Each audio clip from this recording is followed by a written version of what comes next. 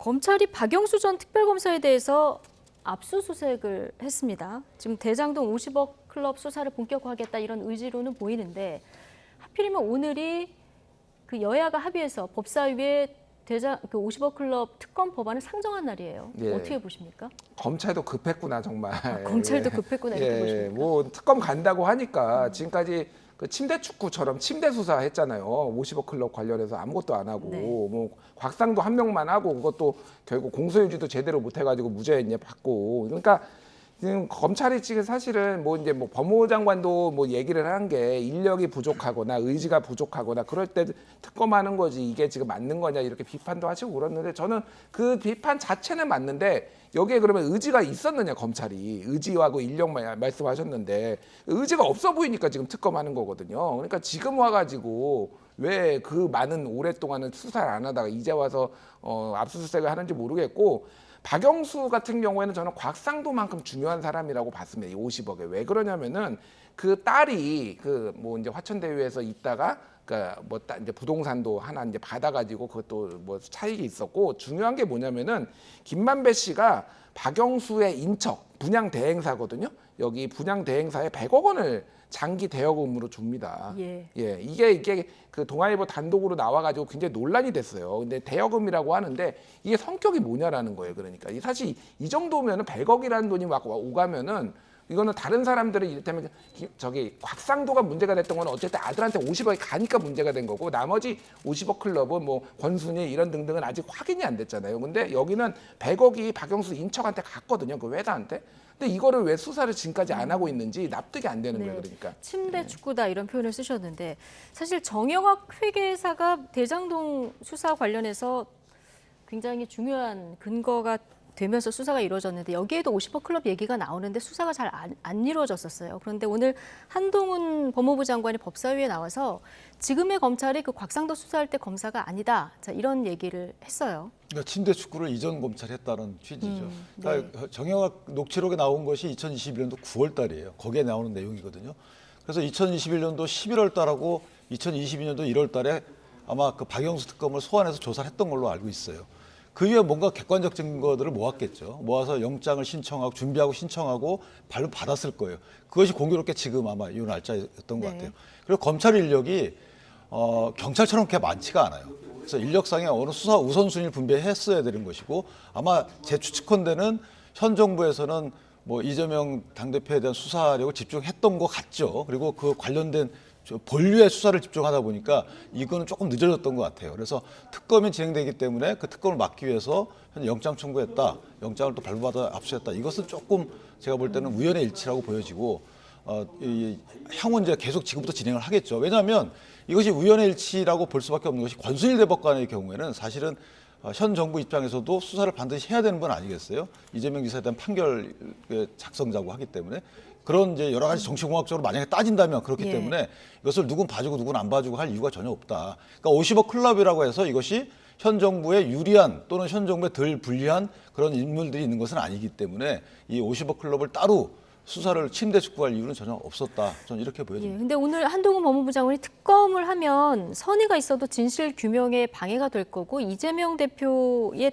관련한 대장동 수사도 중단될 수 있다 이런 표현을 썼는데 이건 왜 이런 그러니까 한동훈 장관의 시각은 이런 것 같아요. 이게 본류 자체가 대장동 일당과 행정 권력, 지방 행정 권력이 결탁을 해가지고 큰 이권을 가져간 거잖아요. 거기서 큰 돈이 생기고 이 돈을 여기에서 이루어졌던 범죄 행위나 이런 것들을 막기 위해서 이제 로비를 했던 것이죠. 이게 50억 클럽입니다. 막기 위하거나 사회에 처벌받지 않도록 하기 위해서 50억 클럽 사전에 보험을 든 성격이다. 그렇기 때문에 앞부분이 본류인데 뒤에 이것부터 수사하게 되면 앞부분 수사 못하게 될 여지가 있던 것이고 지금 이재명 당대표의 경우에는 200수억 원의 약속된 금액에 대해서 수사 중이에요.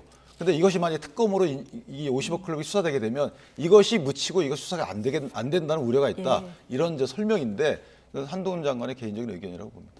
개인적인 의견으로 본다.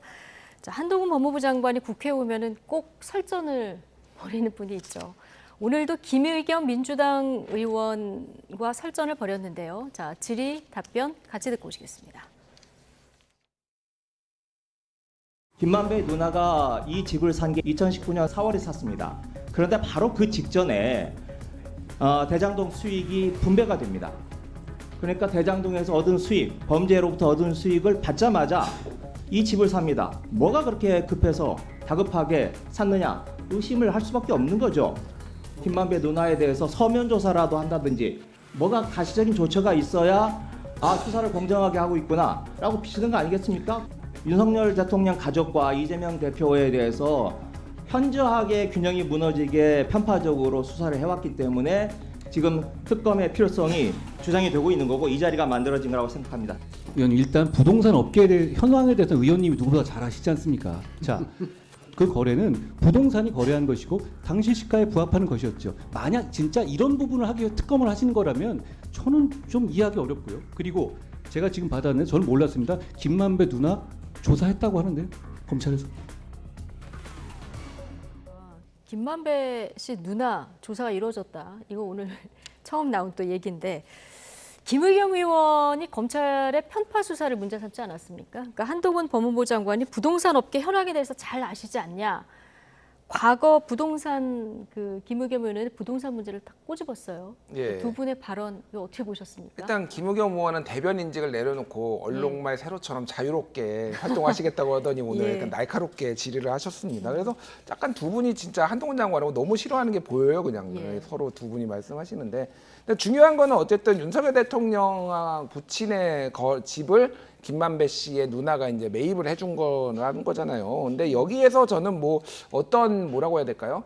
비정상적인 가격에 뭐 샀거나 팔았거나 이런 것들이 밝혀지지 않으면은 이 집을 산 거 자체를 가지고 뭐라고 문제 삼을 수 있을까 그런 생각은 들어요. 다만 왜 김만배가 해결사처럼 딱 튀어나와가지고 원래 검찰에 30년 가까이 출입을 하면서 거의 모든 검찰을 다 검사를 알고 그래서 네. 해결사처럼 나온 거는 알겠는데 이게 뭐 불법인지 여부가 지금 드러나지 않았으면 조금 이거를 가지고 문제 삼기는 좀 어렵다라고 봅니다. 근데 아까 전에 우리 저 변호사님이 말씀하신 거에 딱 하나만 좀 말씀하시면은 네. 문재인 검찰에서 침대 축구를 하다가 윤석열 검찰에서 이제 수사를 한다. 뭐 박영수 관련해서 그런데 사실 여기에서는 문재인이냐 윤석열이냐가 중요한 게 아니라 그냥 검찰이 문제입니다. 예. 왜냐하면 박영수 대검 수사팀 중수부장하고 바뀌기 전에 검찰. 예, 그러니까 제가 말하는 거는 그냥 검찰은 일관되게 자기 검사 선배를 건드리지 못하는 거예요. 그러니까 박영수 중수부장, 대검 중수부장 했잖아요. 그리고 중수부장이 있을 때 예. 윤석열 검사가 그때 대검 중수부에 있었거든요. 그러니까 하늘 같은 선배를 건드리지 못하니까지 이게 문재인 검찰이냐 윤석열 검찰이냐가 중요한 게 아니라 그냥 검찰이 문제입니다. 이거는. 예. 그러니까 사실은 그래서 특검이 필요하다라고 제가 말씀드리는 예. 겁니다. 검찰이 앞으로 얼마나 진정성 있게 수사를 하는지 좀 지켜봐야 될 대목이고요.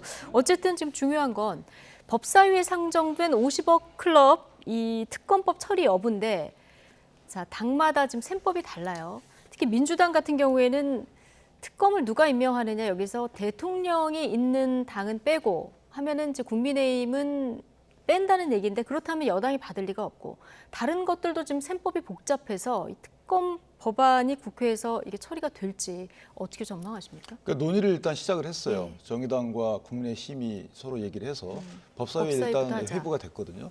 그럼 이제 180일 동안의 논의가 패트를 간다 하더라도 예. 180동안 일이기 때문에 실제 논의 과정을 거쳐서 이제 서로 간의 법안을 뭐 고치고 뜯고 하겠죠. 근데 추천을 보면 사실 이제 정의당이 추천하는 식으로 갈 수밖에 없지 않나라는 생각은 들어요. 특검법 예. 같은 경우에는. 왜냐하면 민주당의 거대 경우 양당 둘 다 빼고. 왜냐하면 예. 사실 국내심도 그렇지만 민주당도 직간접적으로 연관된 분들이 예. 없잖아 있단 말이죠. 그러다 보니까 양측에 다 들어가는 것은 문제가 있다라는 정의당의 논리가 어떻게 보면 국민적 메시지로서는 적합해요. 설득력이 있다. 네, 그러다 보니까 이제 비교섭 단체로 가겠죠. 그래서 정의당이 추천하는 특검 절차로 갈 것인데 문제는 이제 범위입니다. 이걸 어디까지 할 것인지에 대해서 예. 이 범위 관련해서는 좀 논의가 상당히 진행되지 않을까라는 생각을 하고요. 다만 이 과정에서 민주당이 지금 추진하고자 하는 것은 패스트 트랙으로 가겠다는 거예요. 빨리 추진하겠다는 거예요. 다음 주까지 특검법 처리 안 하면 바로 패스트트랙 가겠다 이렇게 얘기는 하고 있는데. 근데 법사위에서 패스트 트랙은 갈 수가 없어요. 예. 이게 5분의 3이 안 되는 거죠. 그래서 조정하는 의원이 있기 때문에 사실은 불가능하고 그렇다면 본회의에서 패스트 트랙 의결을 해야 되는데 예.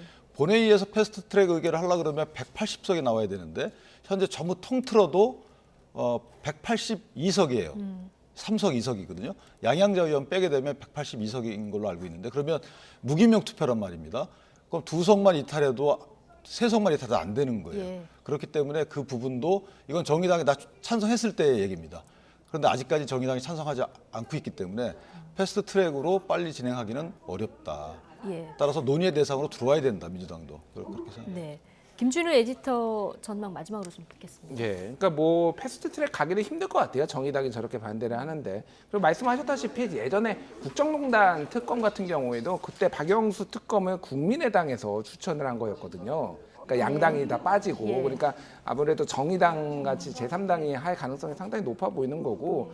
중요한 건 지금 어쨌든 정의당이 지금 존재감을 드러내고 민주당이 하려는 대로 다 따라갈 것 같지는 않아요. 지금 상황에서. 그리고 사실 정무적으로 봐도 민주당이 그렇게 서둘러야 되나?